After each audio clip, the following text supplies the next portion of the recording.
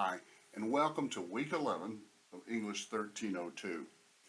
I want to take just a quick moment and visit with you about the poetry unit, and Robert Frost, plus your next research paper, which is, in this case, is the R3. All right, so let's talk about poetry. Poetry is one of those things that a lot of people say they don't get it, which really means they just haven't been exposed to enough of it to really enjoy it, to really understand it. So I encourage you to spend just a little bit more time on it. I've purposefully selected the poems which are shorter poems so that you'll have enough time to read through them more than once, read through them several times, read them out loud, read them silently, read them to your cat, read them to your parents, your roommate, read them to the walls, but read them and listen and hear and experience, read about them if you want to. Look up YouTube. YouTube really is a wonderful tool for understanding poetry because a lot of people post YouTube videos, and especially those one called Favorite Poem Project. I found those to be incredibly helpful. So feel free to do a little bit of ancillary research if you want to. But this week we've started Robert Frost. We're actually going to spend 2 weeks on Robert Frost, and you'll notice from the PowerPoint and the video about his life that he really read a very interesting life. Now, I said this last time, but I want to repeat it because it's significant. One of the most important things about his life is born in America, brought up in San Francisco, moved back when he inherited a farm, moved back to New England, I think New Hampshire. Then when his 10 years there was up, he moved to England, and something really unusual happened. He became an overnight success. Of all the poets I've taught, of all the poets I can remember studying in depth, none of them became an overnight success the way Robert Frost did, simply because his poetry is really good. Now, could he have been writing his poetry that 10 years he was working on the farm and teaching school? Yes, very likely so. But even so, even with that head start, to come out of the blocks and to just make such a big splash immediately, first book of poems, major runaway bestseller, does well enough so he's able to move back to America and buy a nice farm and just kind of go from there. Especially look at that aspect of his life which is contradictory. I always find the contradictions, the paradoxes, to be the most interesting. I think one of the slides on the PowerPoint I posted is from Jay Panini, who was one of his biographers. A lot of people have written a lot about Robert Frost because he's a powerful poet. But he says he was an introvert who sought a mass audience.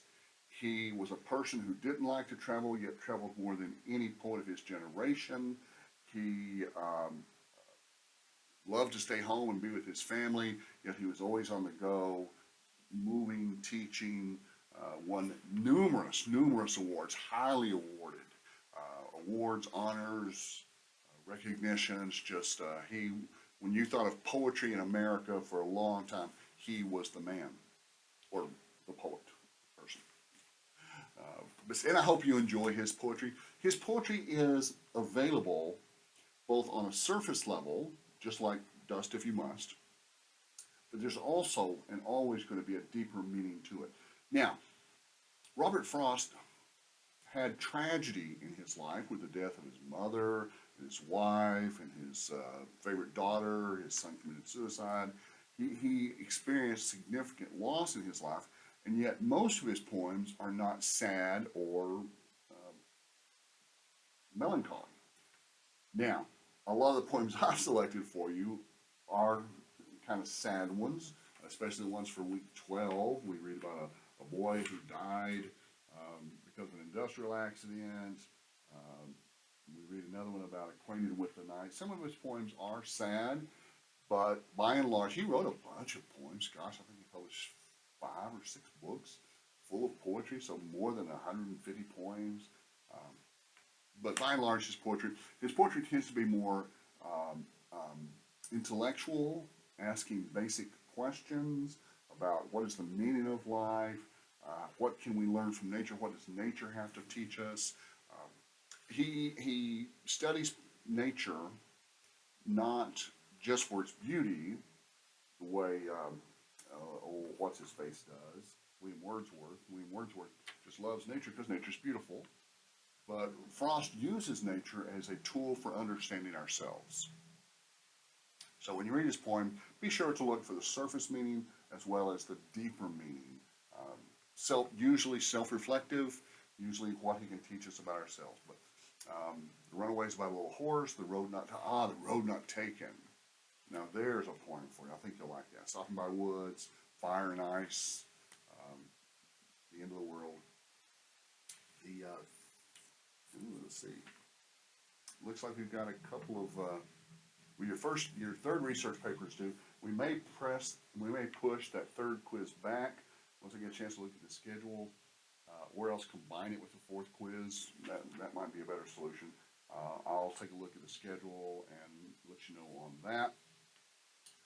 But yeah, okay. On to your R3 project. Okay, now this is not really a bonus assignment. It's worth 50 points, which will be a part of your grade. But it's such an easy assignment if you just follow the directions. Okay? All I'm looking for on this is 2 pages. The outline, which needs to look like this, Times New Roman. Now this is not double spaced. You'll notice the heading is single spaced, the thesis is single spaced, and I think this is like 4 or 5 spaces between the lines. It's a balanced look. You don't want it all squeezed up there tight. You want it kind of spread out so it's easy to read. Now the works cited page obviously is double spaced, and it uses a hanging indent, which means the first line is flush left and all the other lines are indented 5 spaces. You can use the tab key or the space bar for that. The title of that page is Works Cited. Now on the Works Cited page, of course it has to look right. It has to follow MLA formatting. But all of your sources, all three of your sources have to meet all 4 criteria of authority, depth, timeliness, and citation. Go back and review the PowerPoint if you don't remember that. But yeah, that's one of the things you're graded for. Really, one of the few things that this assignment is graded for. I'm looking to see what it looks like. I'm looking to see how well you've narrowed down the topic and have you chosen good sources. The nice thing about doing it this way, and I've done this in the past, is that I can help you to narrow the focus, to find the better sources, to really produce a much better product for the R4 project. That one's worth 150 points. And so this is just kind of a preliminary step toward a bigger project, which I will post up the assignment sheet, probably Thursday or Friday this week, and give a chance to go get started on that. Please don't forget, you're welcome to email your first draft of your your outline or your works cited page to me. Just be sure you give me enough time so that I have time to work on it and get it back to you, and you have time to fix it. Probably Thursday of this week would be a good deadline for that. If you try to email it to me Friday, I'm not sure that I would have time to look at it and still get it back to you in time to let you have time to fix it. So if you want my help on this, I'm happy to do so, but email it to me probably by about Thursday or so, and I will get it back to you as quickly as possible. Remember, if you'll email it to me as a Microsoft Word document, then I can make comments just right on it. If you send it to me in any other file format, I have to make comments about it, and you have to look at a separate sheet and go back and look at the original, and it's just a little bit more work for both of us. So, okay. Oh, one other thing I want to talk to you about, your last quiz. I've been playing around a little bit with HonorLock, so I am hopeful of using HonorLock as your online proctoring service for both the last quiz this semester and the final exam. Make sure that your computer's in good working order, make sure you've got a camera, make sure you've got a working microphone. I've already put the instructions in the syllabus.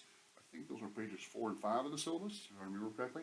So go back and review the instructions, and they outline a list. You know, if you do this, you're going to lose this many points. If you don't do that, you'll lose this many points. And so be sure that you understand what is expected before we get ready to take end of the semester tests. And you're always welcome to come up and take the test with me in person And if you can't make it for the class, because I know that Monday night class is a 7 p.m. class, a little bit late, I'm happy to give you the test during office hours.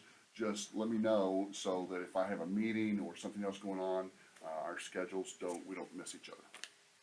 All right, we good? Y'all have yourselves a wonderful Monday, and I'll be talking to you later.